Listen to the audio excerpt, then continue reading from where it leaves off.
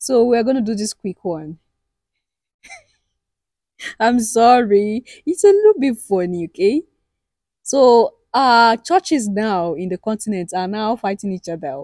Hey. I'm saying churches, oh, I'm not saying Christian and Muslim now. Churches are now fighting. Physical, they are exchanging. Like, I don't know if it's the Holy Spirit's way of fighting. I don't understand though. But you are going to see it soon. What is wrong with this? Why do we decide to be this gullible?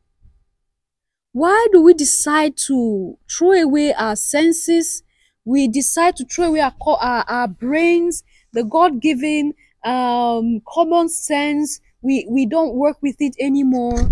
We allow ourselves to be used this way.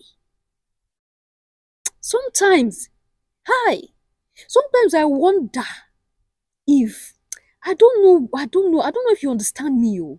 The thing sometimes is difficult for me to understand. That this is the Christian community that should be worshiping one God, right? I believe is one God now, Christianity. Okay, this is a Christian. We did the Christian community.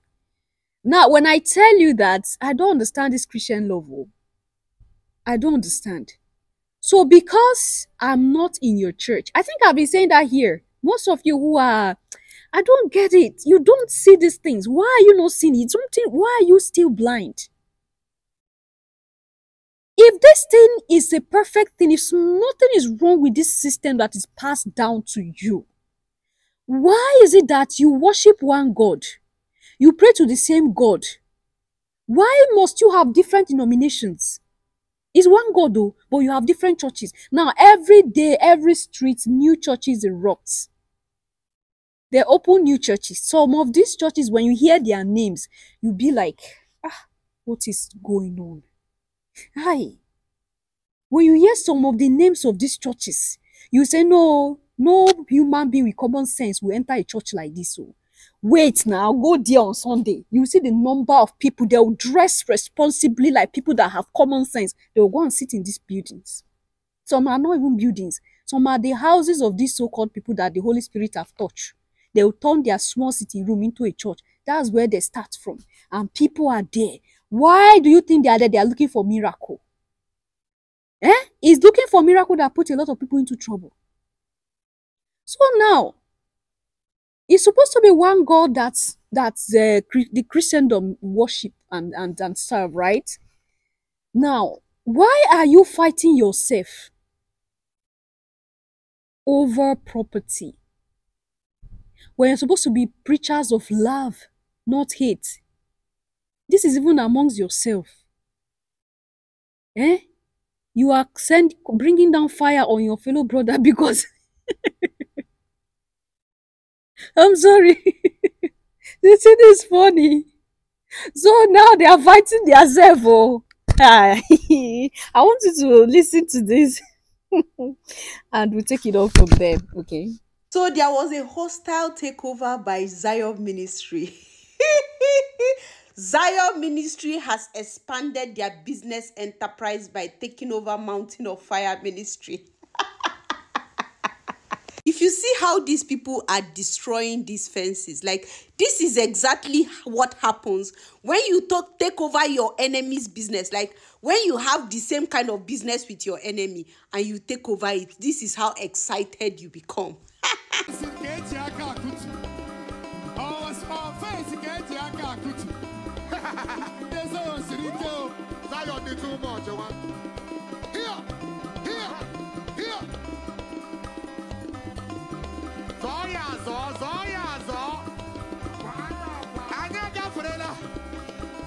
Somebody is crossing over. You are crossing over. You are crossing over. You people are supposed to be serving the same God. Your focus is supposed to be salvation, soul winning, and love. The whole message of Christianity is about love. But you people behave like animals. And the worst part is your Zion daddy. Wetin be that man name sef? Ebukobi. Your Zion daddy they tell you, bere kupu ya take over, cross over. Wetin God go judge, eh? Plenty. See, I want to give kudos to whoever came up with organized religion and came up with the idea of bringing it to Africa.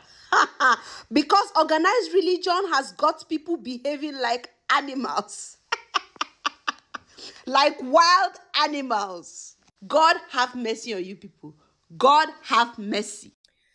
Oh, Your Majesties, you saw that, and maybe I'm going to put a clip of how people's life are being destroyed even by these people now. These churches, they say the Zion Ministry and Mountain of Fire. This same Mountain of Fire that destroyed the life of my elder sister. You know, some of you when you see someone talk about religion and Christianity, some of you feel like something is wrong with you. It's the devil that is using Abigail. You don't know anything. And sometimes I look at your comments and I smile. These people destroyed the life of my sister and her family. Religion, Christianity did it. And it is this same Mountain of Fire church. This is something I covered earlier when I started my channel. This is what pushed me. See, sometimes when you don't know someone, don't say anything. Okay? What religion, Christianity did to my family is a mark that it will never be erased because they broke my family. They destroyed the life of my sister.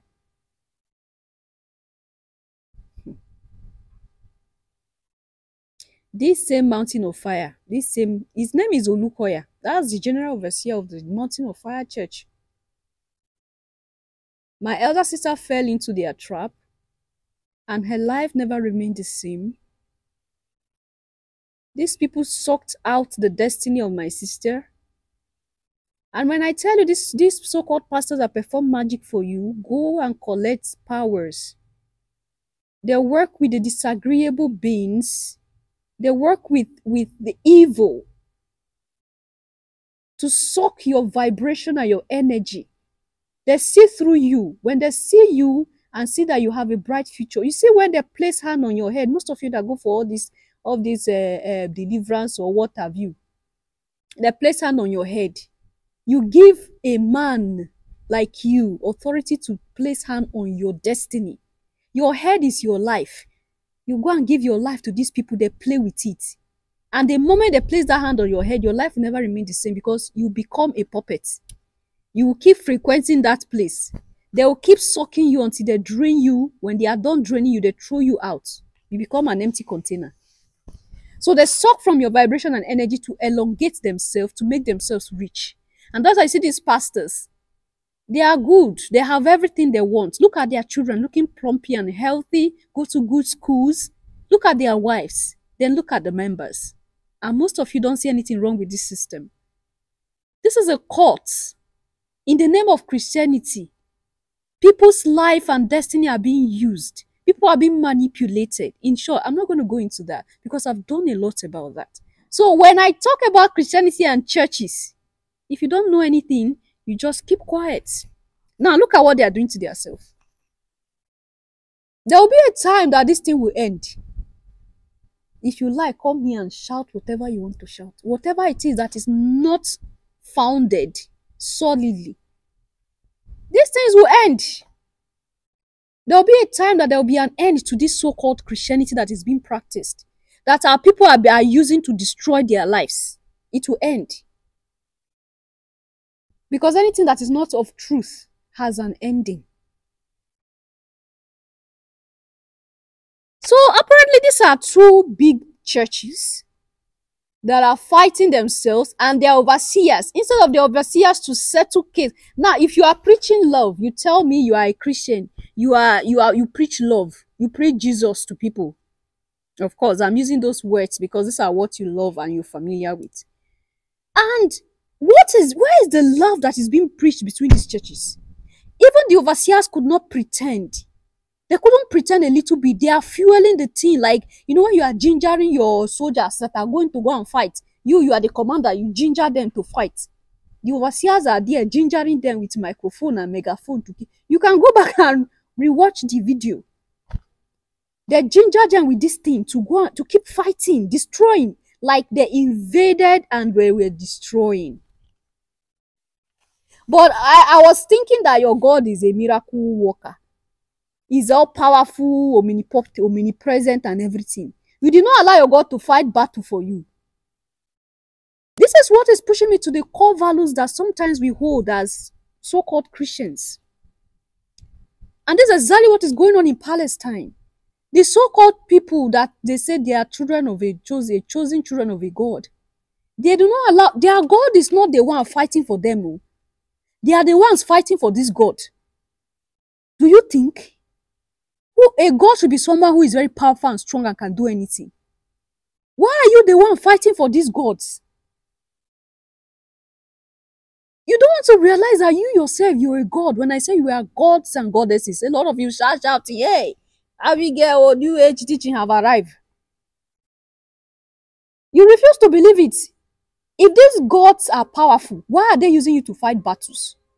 Mountain of Fire ministry that do perform miracles, raise the dead.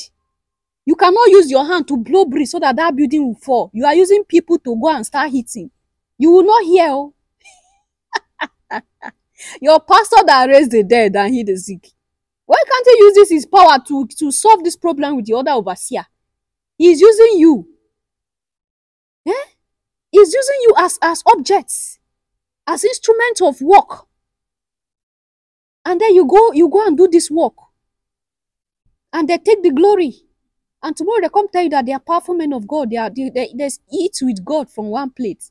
This same God that will not come and fight battle for you. Eh?